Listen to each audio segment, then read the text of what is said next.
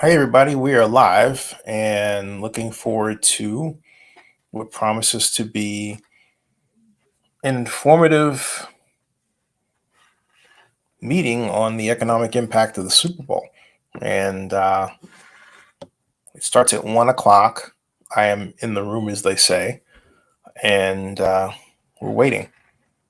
This is put together by the United States Chamber of Commerce. Hey, how are you doing? This is put together by the United States Chamber of Commerce, and they are hosting this remotely.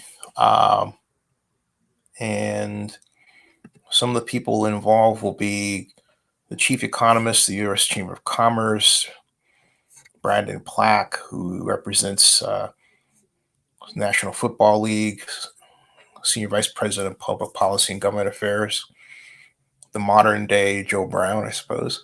Mary Beth Seawald is the president and CEO of Vegas Chamber of Commerce. There's Jeremy Aguilu, principal of applied analysis, and Jennifer Hatcher, who is the chief public policy officer at SVP of Government and Member Relations for the Food Industry Association, and Craig Purser, the president and CEO of National Beer Wholesalers Association, Catherine Cullen, the vice president of Industry and Consumer Insights at National Retail Federation, and Sean Kennedy, executive vice president of Public Affairs of National Restaurant Association. So those are the people who are in attendance. Those names are also listed in the description here, and just waiting to, as I say, get started here, right? And it says we've let people know you're waiting. Yay! So, yay! I'm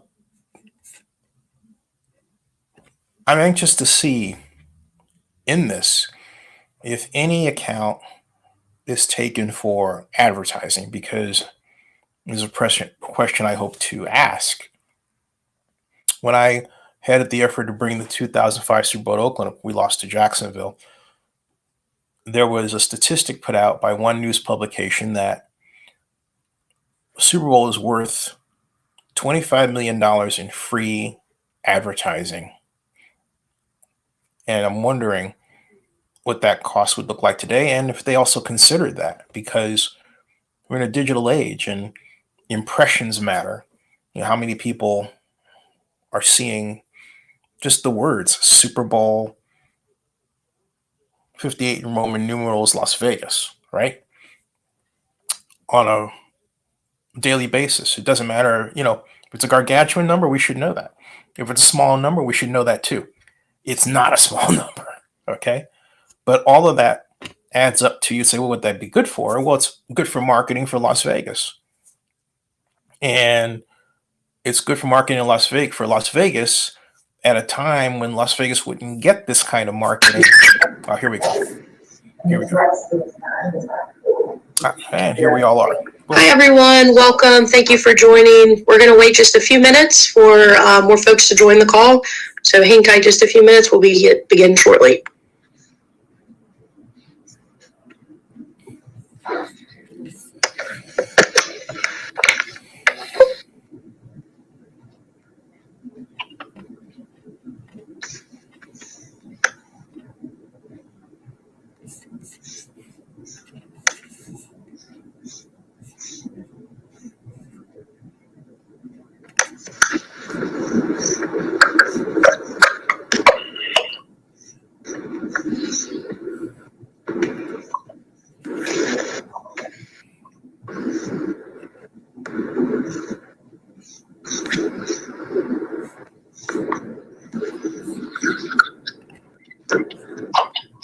Now that my mic is on mute, I can speak.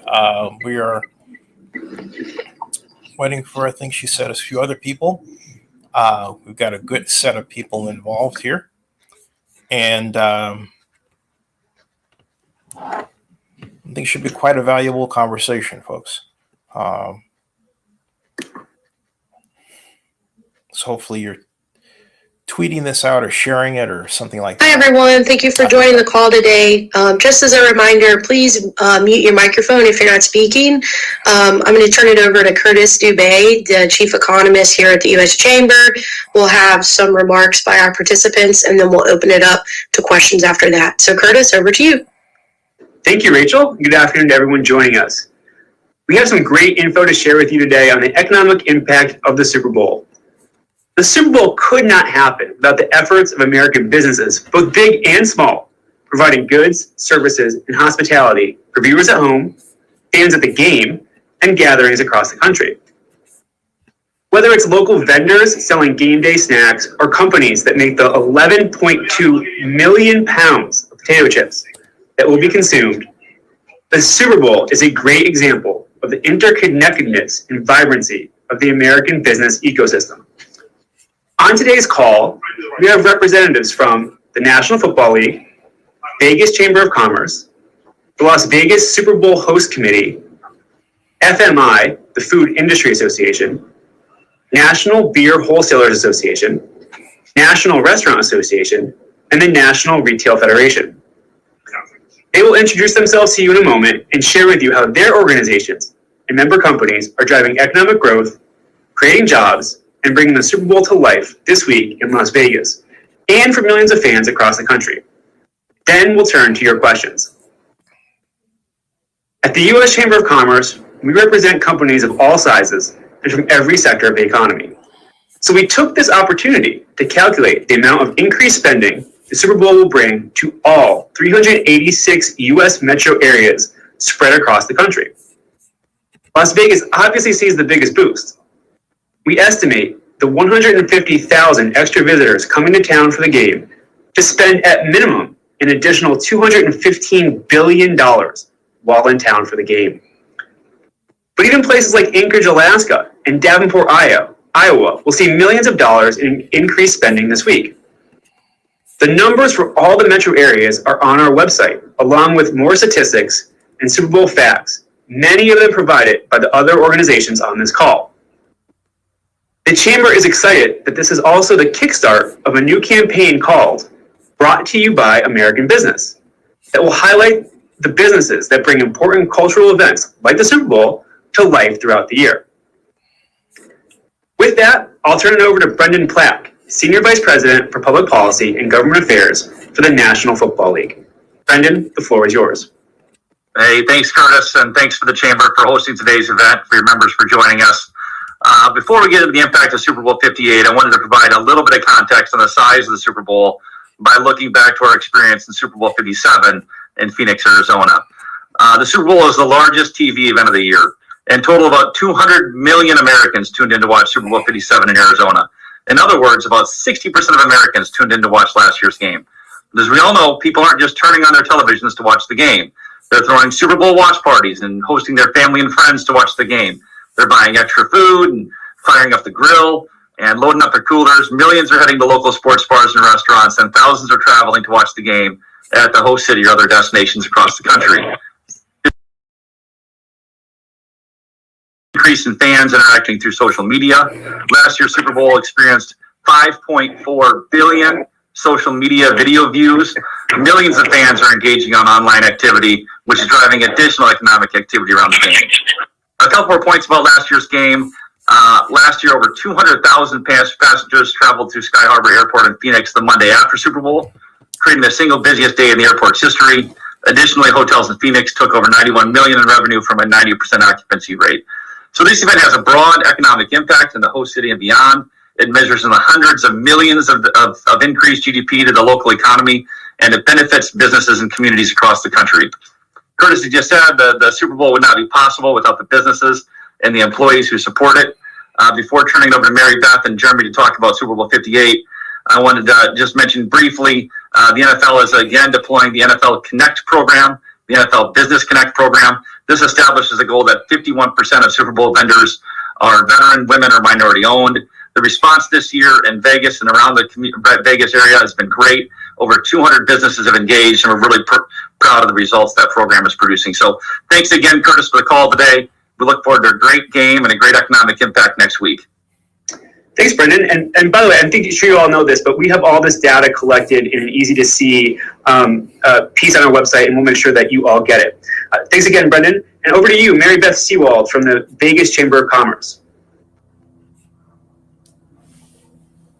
Yeah, thank you so much. I really appreciate this opportunity. We are all super excited here in Las Vegas. And, you know, people come to Las Vegas and they see all the glitz and glamour, and they really don't realize that Las Vegas is a small business town.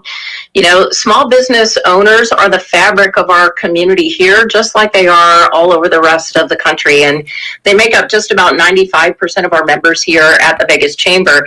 And I really think it's great that the NFL has opened the doors to our small business community, giving them an opportunity to benefit.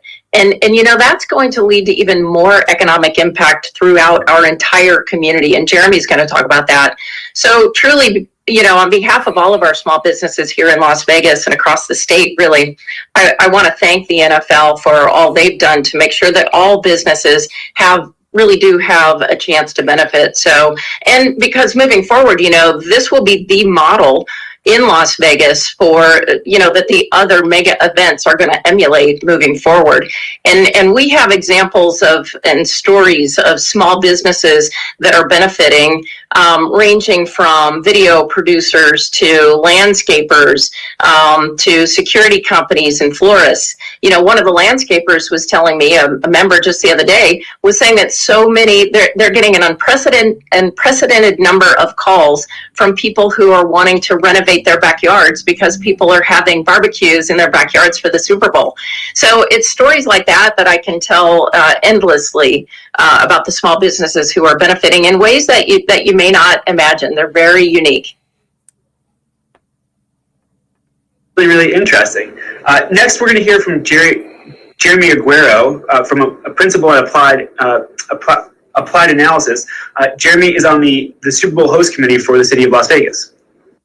Thank you. Appreciate greatly the opportunity to be here. I also want to express my thanks to the NFL. You know, some of the preliminary numbers were discussed there, and we're talking about all the activity that's happening this week. But in reality, what we've seen is that the NFL has been here for the better part of the last year, and those impacts have been rippling throughout our community in, I think, some remarkably important ways. When we think about impact assessment, either from the host committee standpoint or from any type of analyses that we do here in Southern Nevada, we really categorize it in three ways. One is the economic impact, jobs and wages and salaries and economic output. The second is the fiscal impact, which is sometimes sort of lost in the conversation. The amount of taxes that are generated that go to everything from our public schools to roadways to public safety, and then really the social impacts associated with an event of this magnitude. And I'd like to just touch on all three of those very briefly. First, from an economic standpoint, Southern Nevada's economy, as everyone here is probably well informed about, was designed to host major events like this. We have 154,000 hotel rooms, which means that we have more vacant hotel rooms on any given night than most markets around the United States have hotel rooms. So we are more dependent on this type of activity than anywhere else. People's decisions to get in a car, get on a plane, and come to Las Vegas and enjoy an event like this. And as a matter of fact, more and more, really post-COVID, what we've seen is that the motivations to bring people to Las Vegas are substantially more related to special events, particularly ones like this that have motivated a tremendous amount of activity. When we look at it in terms of that uplift to our economy together, we can look at it in a gross or a net version, however we want to look at that. But we're talking about something that is approaching $1 billion more if we think about it from a gross standpoint, a little less if we think about it from a net standpoint, that's coming from a single special event activity happening within this community. As Mary Beth talked about, this has had a ripple effect throughout our communities, businesses big and small. Those 154,000 hotel rooms are going to be filled. A traditional visitor coming to Las Vegas spends about $1,100 per person per trip. A typical visitor, or the visitors that we know are already on their way, or here already for the Super Bowl, are spending somewhere between 4 and 5 times that amount while they're in town. That's tremendous for us overall as a community. So much of that expenditure is being reflected in wages and salaries, tips to our hotel workers, folks like Mary Beth said that are working in small businesses and large ones are benefited. It's not just increased gaming revenue. It's not just increased room rates. Although those things are happening, we will have over 300 special events that will take place in Southern Nevada as a result of the Super Bowl being here. That is tremendous for us overall. A lot has been written and a lot has been said about the amount of taxes that are generated, but that uplift in visitor spending has a tremendous fiscal impact on our community. We are talking about tens of millions of dollars that are generated for states and local governments, school districts, and the like, right? Not the least of which is the result of visitors that are coming to Las Vegas. They stay in our hotel rooms, they eat in our restaurants, they shop in our stores, they gamble in our casinos, and all generate that economic activity, and that is great. But beyond just that fiscal impact, what we have seen is that there is a ripple effect associated with that as well.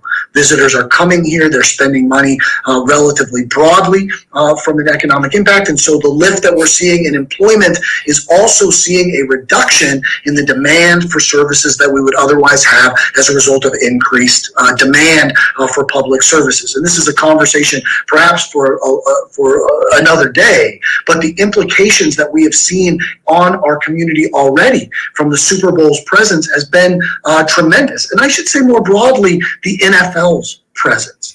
Right, the state of Nevada in 2023 increased its funding to K through 12 education by $2 billion. And maybe nationally that number doesn't sort of resonate as, wow, that's a big thing. But that was increasing it from roughly $10,000 a student to more than $12,000 per student. And for a state like ours, a 20% increase in per student expenditures that is at least built on the back of sports and entertainment becoming a greater reason to fill our hotel rooms has been tremendous for us. And perhaps that's a reasonable bridge into the third area, which is the social impact, right? We talked about the Biz Connect program. We talked about how this community has come together. Infrastructure development, roads and highways have been improved in advance of this. We have seen our hotel infrastructure improve hotel rooms and bolster the number of people that are employed and its ability to deliver services. We have seen an increase in investment in things like public safety, learning from the NFL. And in some ways, I want to believe them learning from us in terms of hosting an event in a city like Las Vegas overall. That has been tremendous. And I do not want to minimize or leave out the tremendous impact that the NFL, the host committee coming together, has had around the Biz Connect program. Literally hundreds of businesses have either been engaged relative to the Super Bowl or they have been elevated in terms of their status as a small business, as a minority-owned business, as a woman-owned business, as a veteran-owned business. Those type of things have been tremendous for us just in terms of getting businesses registered. We've created a database of all those businesses that other events will have the ability to utilize going forward. The Super Bowl will be done on February 11th in the afternoon, February 11th, and the ceremonial elements of that will be done on Monday. But the impacts of the NFL and the Super Bowl will last substantially longer than that. Mary Beth, I'm happy to talk more about any of the details that we want to go through. I know the Chamber has been involved on so many levels relative to what we are doing today, but I'll follow your lead in terms of whatever additional detail maybe we can share with this group around some of those impacts that we are already seeing as a result of this event. Well, Thanks, thank you. Thank you. Sorry, go ahead. Really wonderful information. We really appreciate it. I believe that the estimate for tax revenue is about $70 million in added tax revenue for the Vegas area. And that's in the information packet that is available on our website. Next, we're going to turn to the trade associations that are joining us today. First up is Sean Kennedy, Executive Vice President of Public Affairs from the National Restaurant Association. Curtis, thanks so much. And thanks to you and the Chamber of Commerce for hosting this. From our perspective, like any American, when people are planning what they're going to do on Super Bowl Sunday, they're looking at two things. Where will they watch the game and what will they eat? Our survey findings show that most Americans are going to watch it. 67% watch from their homes or someone else's home. 8% will watch at a restaurant. Let's go back to that 67% that's going to watch from a house. 59% are going to order takeout or delivery from a local restaurant. To put that in a little bit of perspective, that 8% and 59%, 8% they're going to dine at watch at a bar or a restaurant, 59% that'll order takeout. Just 12 years ago, it was 5% we're going to watch from a bar or a restaurant, and only 31% we're going to do takeout and delivery. So Americans really love their big game, but they also love the convenience and what a restaurant can do to maximize that experience. Looking, of course, at what America's must-haves are for a Super Bowl party, burgers and barbecue are down this year. The top 3 items, wings, pizza, and then salsa, dips, and spreads are in the top 3. Among genders, it's interesting. Generally, everything falls along the line. Women view chips and salsa as a must-have for the Super Bowl over men by a 21% margin, and women view nachos as a must-have by over a 13-point margin. Obviously, the view of the National Restaurant Association is to avoid any conflict in the house, and at the big game, just order all of it from your local restaurant. This is part of the holy trinity for a lot of restaurants. There are a lot of restaurants that view Valentine's Day, Mother's Day as key drivers of demand. For a number of restaurants this Sunday, doesn't matter if it's in Alaska or in Las Vegas, the Super Bowl is going to be a major driver of revenue for an industry that's one of the least profitable, but the most important for every community. So we're going to be watching the game. Our kitchens are open, our burners are hot, and we're ready to serve. Thanks again to Curtis and the Chamber for letting us offer our perspective. Thanks, John. As a household of 3 kids and 2 adults, with 5 different palates and desires, we'll be ordering from 5 different places on Sunday. Thank you much. Next up is Jennifer Hatcher, Chief Public Policy Officer and SVP of Government and Member Relations at FMI, the Food Industry Association. Thanks so much for the opportunity to be here with you. I'm pleased to be here to represent the nearly 40,000 grocery stores and the suppliers that account for almost $300 billion in food product sales. In addition to the items that Sean mentioned, there are many of us on the home cooking side. Our association's members help shoppers feed their families on a daily basis throughout the entire football season and beyond. They support their communities by providing health clinics to donating more than 2 billion meals this year to local food banks. And they serve as that one-stop shop for all of those looking to throw a Super Bowl party. From an economic perspective, America's food and ag industries are responsible for over $8.6 trillion, or nearly 20% of the country's economic activity, directly supporting 23 million jobs and 15% of all U.S. employment. In Nevada alone, the food industry represents 385,000 jobs, $20 billion in wages, and $9.7 billion in taxes.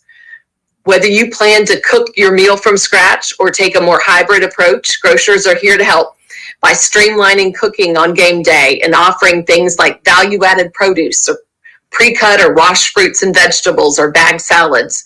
And retailers also offer an abundance of grab-and-go or heat-and-eat options. Grocery stores are a one-stop shop of convenience on game day for food and other non-food items like paper towels, plates, and napkins. And speaking of convenience, don't discount your local grocery store's prepared meal options.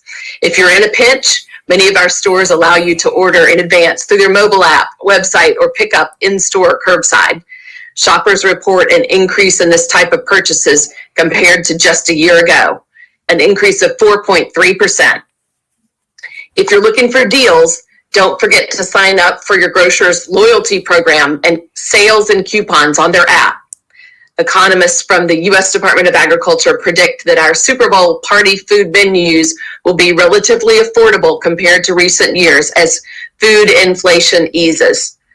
Lastly, I find one of the best parts about Super Bowl Sunday is spending time with family and friends. With 3 former NFL players in my extended family representing 6 different NFL teams, there was always plenty of healthy competition, both on the football field and for those of us gathering to cheer them on, for the best chili, the best salad, the best dip, and my favorite, the best homemade dessert. Win or lose, family meals, no matter how you define family, improve both your physical and mental health. FMI's foundation is in its 10th year of a national campaign supporting the benefits of more meals shared together. For the Super Bowl, the full NFL season, and all family gatherings.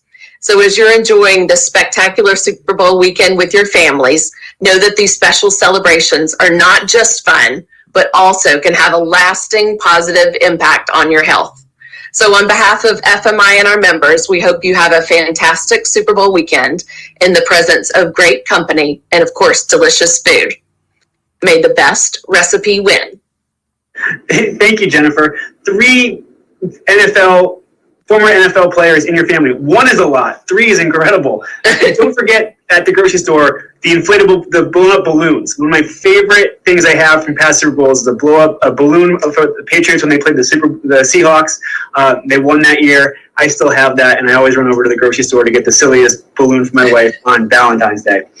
Next, we're going to go to Craig Purser, President and CEO of the National Beer Wholesalers Association. Thank you, Curtis, and good afternoon to everybody. I can't think of a better place to bat cleanup, pardon the analogy mix there, behind Sean and Jen as it relates to all the great food products that are out there. Whether you're in a restaurant or at a grocery store, you got one thing that must be part of your stop, and that is beer, America's beverage. You know, across America, beer distributors help deliver over $40 billion in direct economic activity. And our member companies employ over 137,000 hardworking men and women from Maine to California. You know, the Super Bowl marks the first occasion of the year for our industry, with distributors selling in millions of cases of beer to licensed retailers nationwide. And the Super Bowl drives beer sales about an additional 20% above average annually. In Super Bowl host state, Nevada, beer distributors will generate over $220 million in annual economic impact, nearly $250 million of economic contribution. In California, home of the San Francisco 49ers, distributors provide more than 12,000 direct jobs. And in Missouri, home of the Kansas City Chiefs, nearly 2,500 direct jobs. San Francisco and Kansas City can also expect to see a 10 to 20+% increase in beer sales as they cheer on their teams. A couple of things to remember as we get ready for the big weekend, and we really do look at it like a big weekend. It's a holiday, for heaven's sakes. What we want you to do is we want you to try a different beer this Super Bowl. You may be a light lager fan. You may like the taste of imports. You may be a craft beer fan. Do something a little bit different. Choice and variety is the name of the game. And the last thing, the thing that's most important, is to drink responsibly. Cheers. Thanks, Craig. And I wholeheartily agree that it's a national holiday. We need to have the next day off so that we can all have an extra beer at the end of the night. Your numbers were great. We need to find out what the direct impact of Jason Kelce is on the national economy and the number of beers he'll be drinking on Sunday as well. And you got to drink to Taylor, too. Of course. Next, we have Catherine Cullen, Vice President of Industry and Consumer Insights at the National Retail Federation. And then we'll turn to your questions. Thanks so much, Craig. Hello, everyone. As we know, the Super Bowl, and as we've heard from others, the Super Bowl is an American pastime and a major event in American culture. And the NRF's data certainly helps tell that story. What we're seeing from our survey, which we've been conducting annually since 2007, is that over 3/4 of U.S. adults, or around 201 million people, were planning to turn into this year's Super Bowl. This is surpassing last year's record of 193 million consumers. And just for context, this makes Super Bowl participation up there with events like Father's Day and Halloween. So that tells you how much it resonates with American consumers and the American shopper. I will point out that number could be even bigger. We filled our study in early January.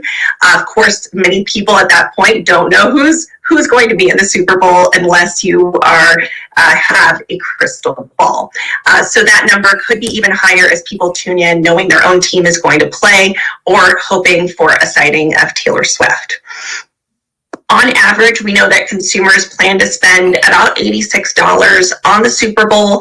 This year, that's a total of $17.3 billion, about $1 billion higher actually than what we were seeing last year, and surpassing previous records. Sorry.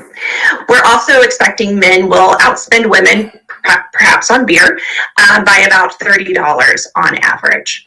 And of course, the top purchases remain, as we've seen every year since we first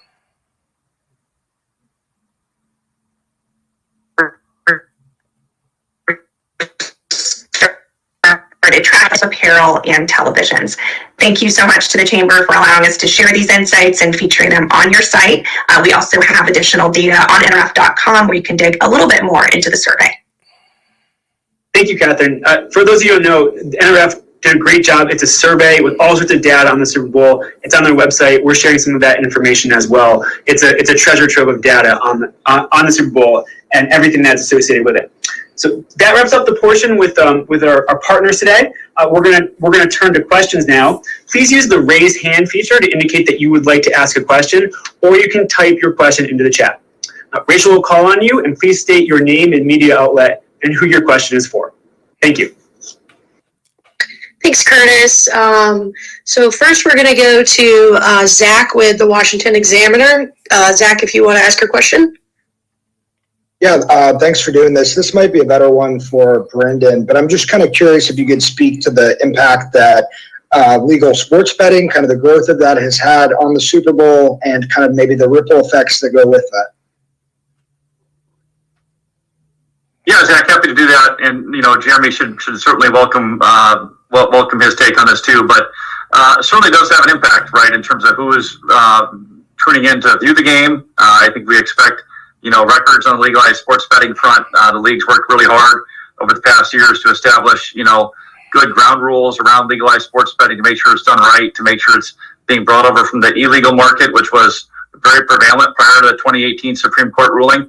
And making sure it's been brought into the regulated legal market, right? So certainly that's having a positive driving impact on who's watching the game, how fans are interacting with the game. We want to make sure it doesn't detract from the fans who are not sports bettors and who are tuning into the game in the more traditional way to see just who wins or loses for the fun of it. But Jeremy, I don't know if any of your work at Applied Analysis says certainly this has a unique impact on the Vegas economy. Jeremy, if you had anything to add to that. Yeah, Brendan, look, I don't know that I have anything else to echo exactly what you said. I mean, the brief answer to the question is it's adding a depth to the market that wasn't there before, and we have every expectation, at least from the analytics that we've done, that we will set records across the United States relative to handle on the game. So, look, I think as much as anything, it's been about making some new friends and keeping all of the old ones relative to having this magnitude of people that are tuning in to an event like this. So I'll just echo exactly what Brendan said. Thanks. Thank you both. Now we're going to go to Ryan with KTNV TV in Las Vegas. Fantastic. Thank you very much. Yes, Ryan Ketchum, Scripps News and KTNV Channel 13 in Las Vegas.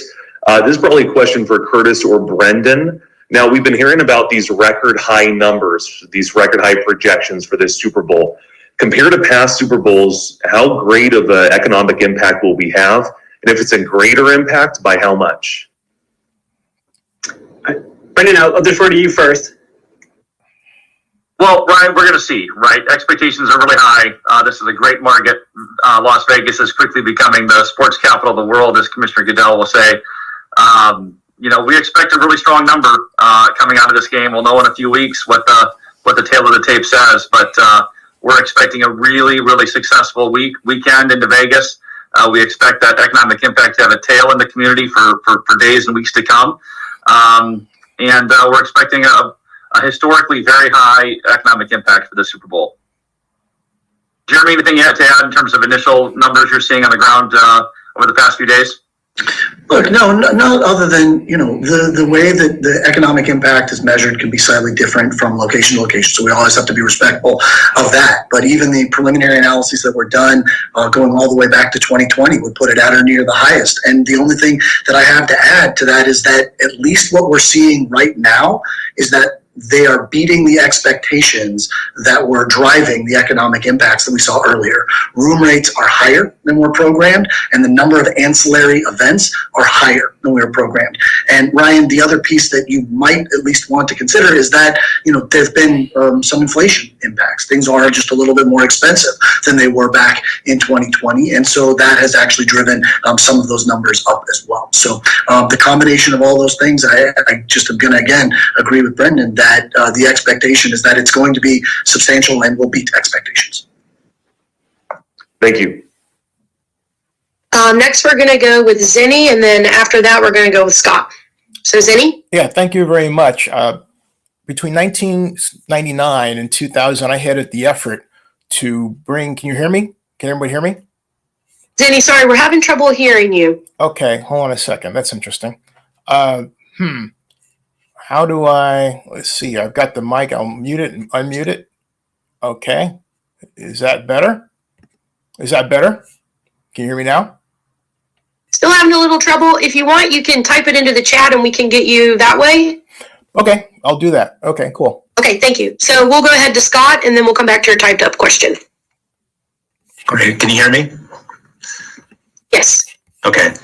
Thanks all for doing this. Scott with the New York Times. This is a slight twist on Ryan's question.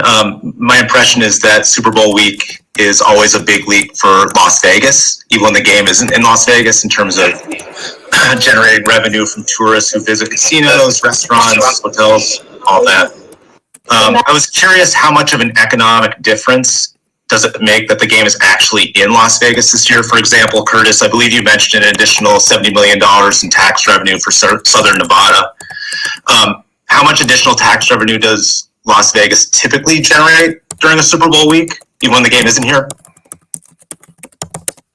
So I'll start first. I can't say on the amount for Las Vegas, but what I can say is that estimates are for an extra 150,000 visitors to Las Vegas this week. Now they usually get a couple 100,000 extra every year that come to watch the game in Las Vegas, and we calculated just for things like hotels, food, and like other Super Bowl paraphernalia and peripheral, an extra $215 million spent in Las Vegas just from those 150,000 extra visitors. So it's a huge number.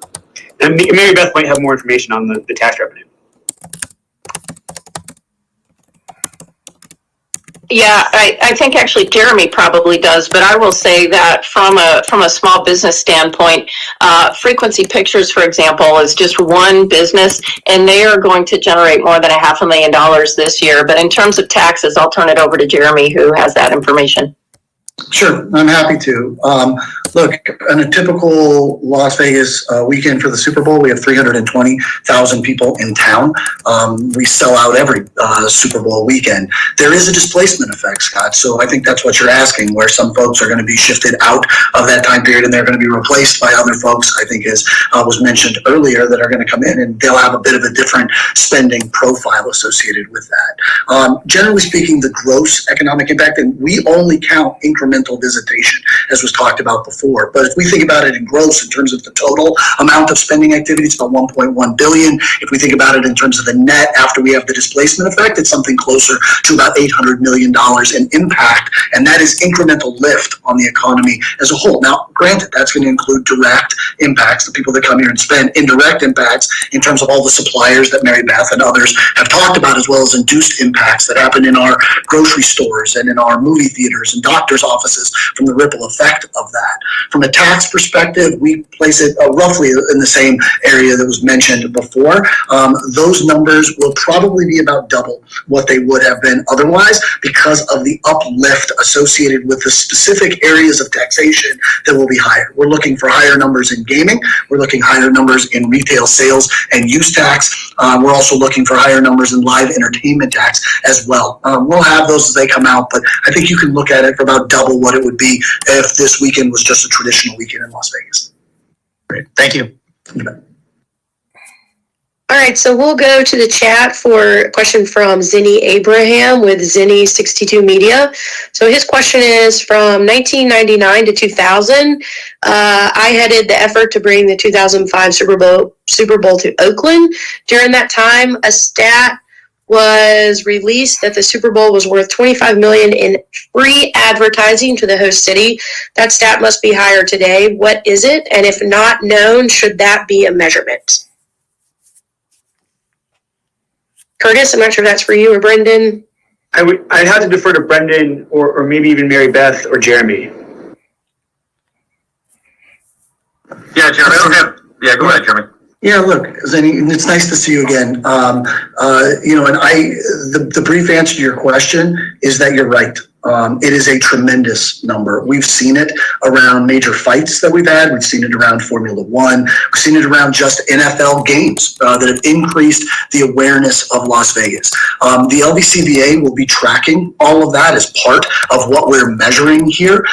We have not added that, Zenny, as part of the incremental value, but I can tell you that the number that you put out is a fraction of what every preliminary estimate would suggest that it will actually be. The reach of the Super Bowl is second to none, most notably among domestic viewers. That was talked about at the outset of that, which I think those statistics are directly on point and very important.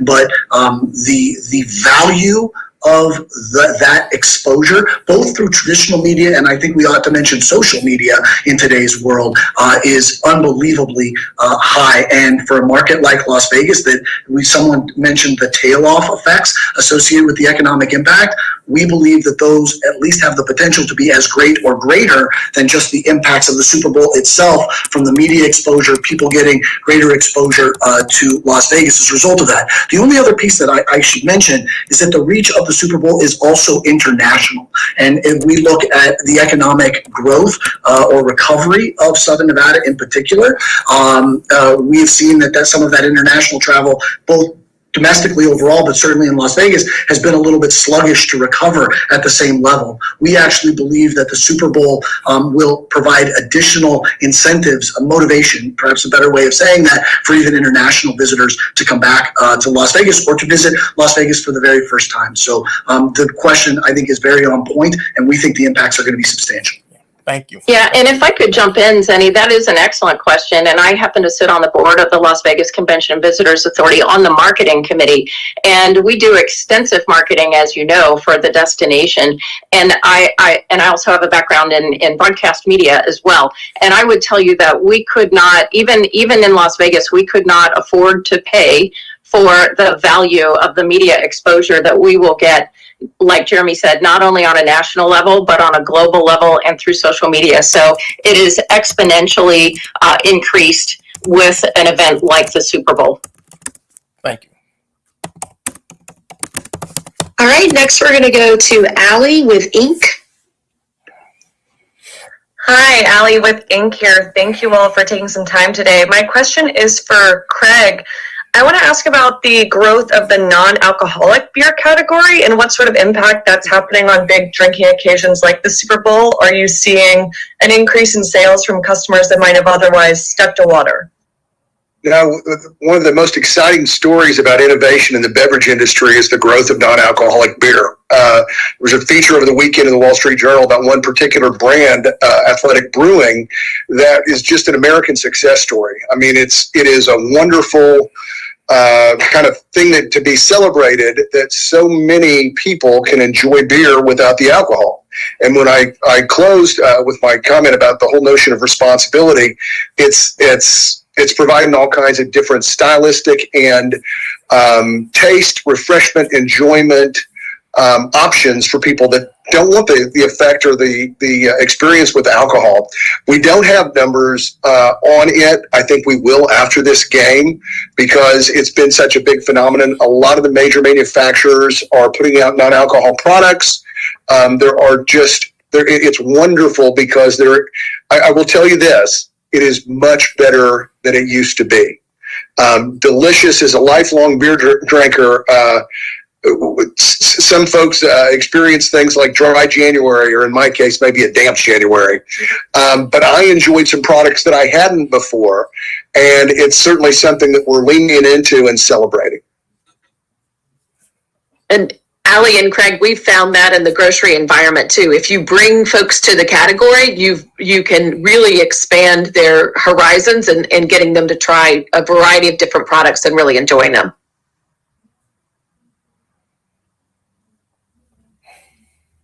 All right, next we're going to go to Ron with the San Francisco Business Times. Hi there. Thanks for taking the questions. Wondered, is there a secondary ticket price capture through local taxes? And if so, what is that rate?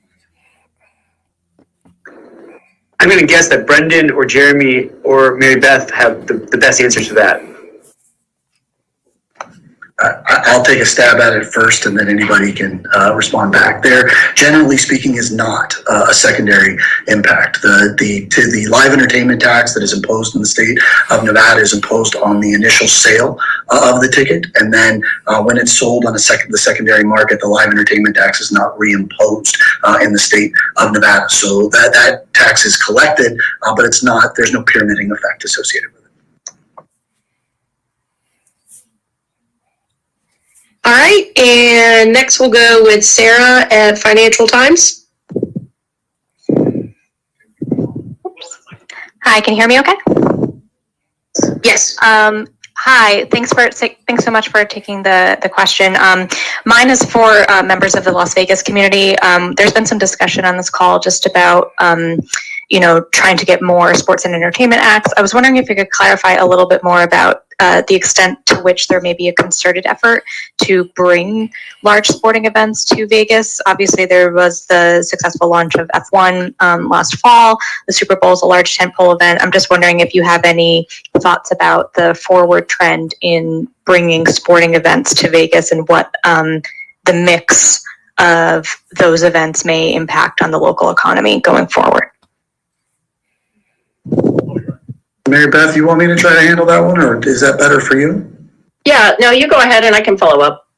Yeah, look, I think it's a great question, because I think what you're seeing is the manifestation, or the results, probably a better way to say that, of the effort that's been taking place to try and position Las Vegas in this way, right? We have about 325,000 seats in major venues, which is substantial, and I think some would argue more than what we need, but we've actually been able to fill them up relatively effectively.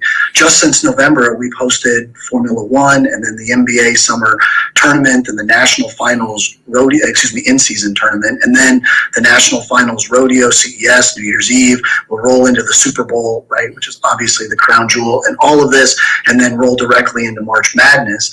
As you mentioned, this is something that has been a very concerted effort to get done.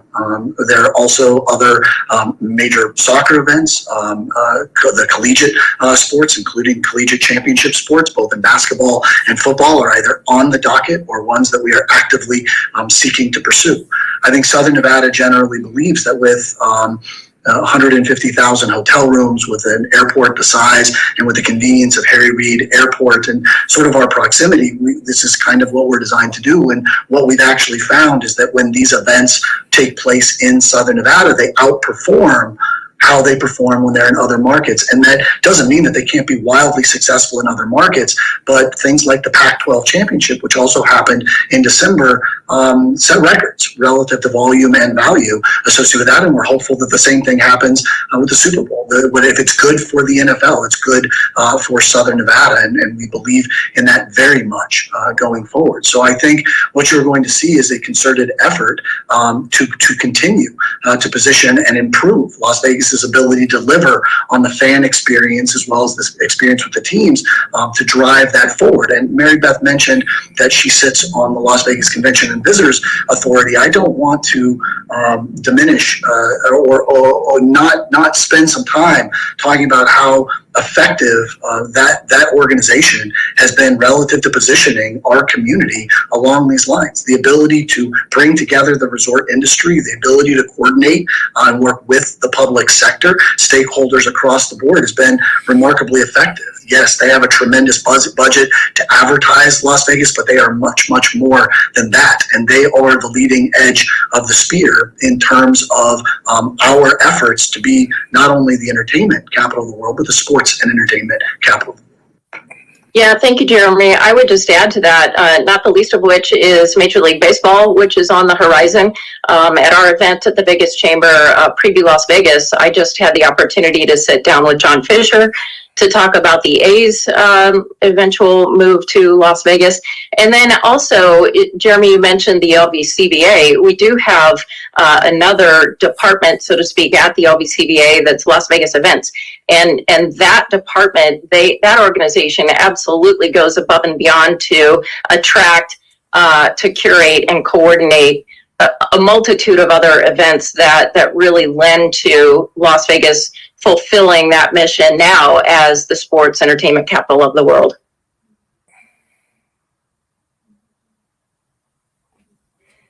Thank you, Mary Beth. Just want to see if there were any additional questions, either in the chat or if anyone wanted to raise their hand.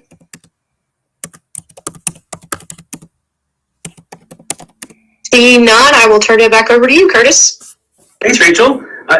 Thank you all for joining us today. And one last thank you to our partners today, the National Football League, the Vegas Chamber of Commerce, the Las Vegas Super Bowl Host Committee, FMI, the Food Industry Association, the National Beer Wholesalers Association, the National Restaurant Association, and the National Retail Federation.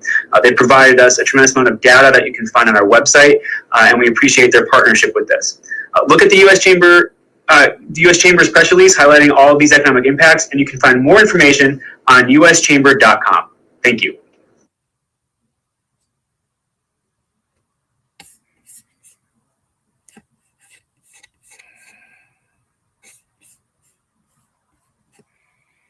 I think we're over. So I guess everybody's leaving. You see them like going away, right? Boom, boom, boom, boom, boom, boom, boom. Yeah, everybody is faded away. So I better fade away. Hey, see y'all later. Okay, so that was really great. And I was honored to be invited to cover that. Let's see if you are. Yeah, A's are next. Jeremy is boss, Jeremy Willow.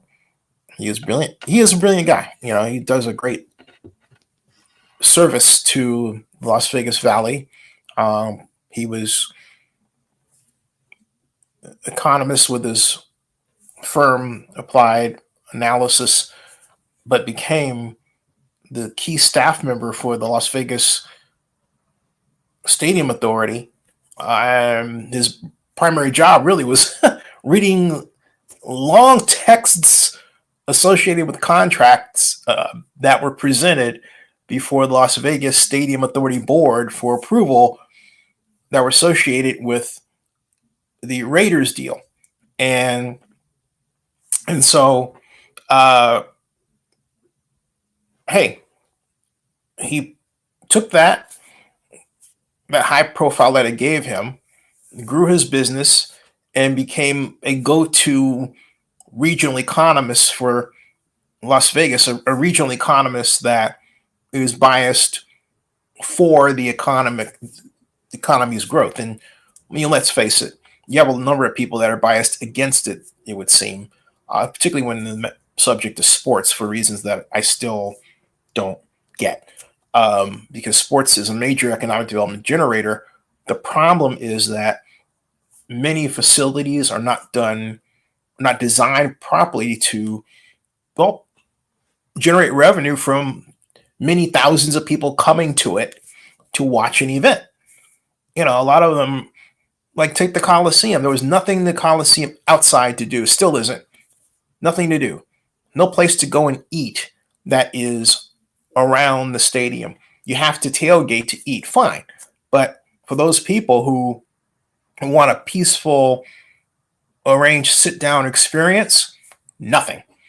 No place to go and have a beer you have to go to the tailgate. And maybe the tailgate's closed to people, or you just some people who just are introverted in a way and they don't want to go in with people they don't know to get a beer. Others, hey, look, the desire to have a beer or a beverage or a great protein meal like steak overcomes those inhibitions and they get in there and ask. But my point is, you want facilities that allow people before and after the game to hang out. Coliseum, they left the East and West Side clubs open, used to leave them open for 2 hours after the game, but alcohol causing fights and all that, and therefore security costs, that was shortened to 30 minutes. So after 30 minutes, you had to leave the stadium. And when you left the stadium, it didn't mean going. It didn't always mean going onto the grounds to a tailgate, because not everybody is part of a tailgate. It meant actually leaving, getting on the bridge, and getting on BART and going out to wherever you were going to go in whatever city you lived in the Bay Area, and go out someplace there. So that represents a gigantic leakage of economic spending potential every time an event was held at the Coliseum and is held at the Coliseum. Doesn't matter if it was Warriors, Raiders, now it's the A's for 1 year. And but then after the A's departure, that's going to that flow out, that leakage is going to diminish for the wrong reasons, because there'll be fewer people. All right. But over the entire time, there's never been a development to capture it. Steve Lowe and the late Bob Lesty miss him a lot, and the late Frank Dobson, who created the concept, miss him a lot, created the idea for Coliseum City. To this day, Coliseum City has never been developed. It must be developed. Let me get to your other comment. It looks like Scams Over Stadiums is giving up on the lawsuit. Well, good for them. He says they will never raise the money for a ballot question. Okay, fine. I could care less about that. I'm more interested in talking about nuts and bolts of what it takes to make a Super Bowl work economically. In my case, I headed the effort to bring the Super Bowl to Oakland. We lost to Jacksonville in 2000 for the 2005 game. And I remember a printout that I found online, which was a new thing in those days, but it was considered that Super Bowl was worth $25 million in free advertising to a region.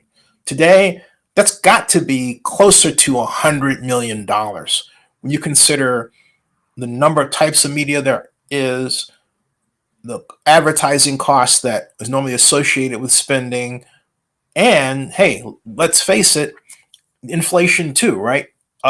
You put all that together, it's got to be around 100 million, perhaps more than that. And I think it's a number that should be nailed down, because a lot of people don't understand how important that kind of advertising is to a region being recognized. Do you realize that Las Vegas gets exposure now that normally some other city gets? And so Las Vegas has one more advertising exposure, free advertising exposure chit in the game by hosting all of these sports events. That's what's forgotten. So someone might say, well, gee, the jobs are not produced by this small business or that, and there is a problem there. I agree, it needs to be nipped in the bud. But the advertising that Las Vegas gets worldwide from these events, Formula One, the Super Bowl, I really believe Las Vegas should make a foray into tennis.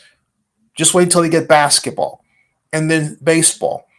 And that's going to tremendously drive the desire to live in Las Vegas, because it will be perceived as a full city with things to do and sports events to attend. Artie Mudd says Bobby Flay is charging over $2,000 a person for a 4-hour tailgate. Wow, it's sold out. Oh my Lord. Oh, which just tells you there's money out there. Somebody's got that money. I don't yet. But it's out there. Wow. Okay, I've got to go. Zenny 62 Media is credentialed to as you can tell by the fact that we're in this virtual press conference, cover the Super Bowl week of game. So we'll be heading out early in the morning, which means I got to sleep. And then I got to tend to helping my mom now. But please, if you haven't done so before, subscribe to Zenny62 on YouTube and bookmark our new, I want to show you our new website. New website that is the center for our news about the Super Bowl. You're going to love it. I hope. And if you don't, tell me what you don't love about it, and I'll fix it if possible. Ta-da! Boom. Okay. And NFL News by Zenny62. This one. NFL News by Zenny62. There it is. Predicting the Super Bowl, all of that. And it's a combination of YouTube videos that are relevant to the subject of the Super Bowl, like this one on Travis Kelce's best moments. So you click on that title, right? And it opens quickly, I might add, there. And there's Travis Kelce. And then there's that video, which I'm not going to play for copyright reasons, okay? So I'm not going to touch that. But you can. And then there's the verbiage, okay, about what this is about and everything else. And you can turn around and then, if you're so inclined, tweet it out yourself or put it on whatever the social media that's listed here. You have option between Facebook, Twitter. You have a number of options here, okay? Artie Moss says, I'm serious when I offer picking you up and taking you to Las Vegas ballpark when you're in town. If I had the time, I would definitely arrange that with you. Unfortunately, my schedule is booked, and mom's coming with me, and so there you go. All right, but thank you. I'm sure there'll be a time in the near future where I can take you up on that. All right. So and thank you for that. So anyway, thanks for watching, folks. The bottom line is that, especially with the hotels, the price gouging is out of this world. I forgot to ask about that, but whatever. I think what happened, or why the mic may not have worked, is I was using StreamYard, and then Microsoft Teams has its own system. And I think that what happens is that when StreamYard, I'm just guessing, but when StreamYard is activated, Microsoft Teams can't, pick up my voice on the mic. That has to be what happened. But hey, I was happy to type in my question, and they read it, and we're all good to go. All right. So that's it. Oh, by the way, also something else that came out of that. Las Vegas Valley is expected to generate or to gain $70 million in tax revenue. $70 million in tax revenue from this Super Bowl. Isn't that something? $70 million. $70 million in tax revenue. I can buy a lot of services that pays for a lot of public sector employees in the Las Vegas Valley. Sure does. All right, folks. We'll see you later. Thanks for watching. That ends this stream.